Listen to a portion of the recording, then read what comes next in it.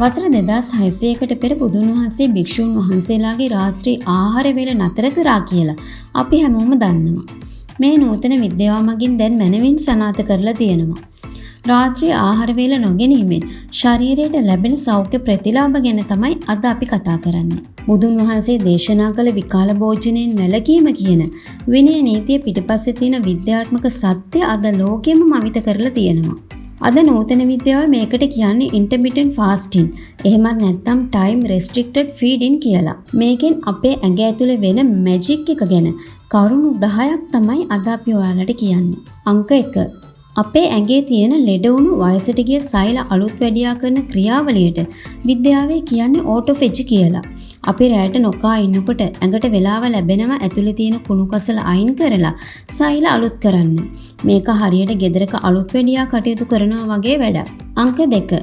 අපි දිගින් දිගටම කනකොට අපේ ඇඟේ ඉන්සියුලින් මට්ටම හැමතිස්සෙම උඩ තියෙන්නේ. රැට නොකා ඉන්නකොට මේ මට්ටම පහළ යනවා. ඒකෙන් අපිට දෙවෙනි වර්ගයේ දියවැඩියාවක් ඇතිවීමේ අවදානම ගොඩක්ම අඩු වෙනවා. අංක 3. රෑ 7න් පස්සේ ආහාර නොගෙන ඉන්නකොට ඇඟේ තැන්පත් වෙලා තියෙන අනවශ්‍ය මේදය ශක්තිය විදිහට දහණය වෙනවා. මේක නිකම්ම බඩ අඩු කරගන්න තියෙන ලේසිම ක්‍රමයක්. අංක 4. අපි නොකා ඉන්නකොට මොළයේ BDNF කියන ප්‍රෝටීනය වැඩි වෙනවා. ඒකෙන් මතක ශක්තිය වැඩි වෙනවා වගේම මොළයේ ලෙඩවීම වළක්වනවා.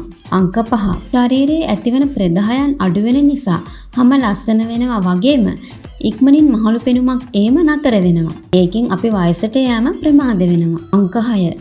ලේවල තියෙන නරක කොලෙස්ටරෝල් සහ ට්‍රයිග්ලිසරයිඩ් මට්ටම අඩු කරන්න මේ පුරුද්ද උදව් වෙනවා. ඒකෙන් හෘදයාබාධ ඇතිවීමේ අවදානම ගොඩක් දුරට අඩු වෙනවා. අංක 7.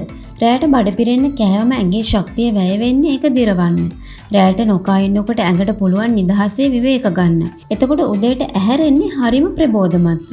රැයට මෙහෙම නොකා ඉන්නකොට අපිට හොඳ ගැඹුරු නිින්දක් ලබා ගන්න පුළුවන්. අංක 8. අපි නිරහාරව ඉන්න කාලය ඇතුලේ අපේ ඇඟේ වර්ධක හෝමෝන විශාල ලෙස ඉහළ යනවා.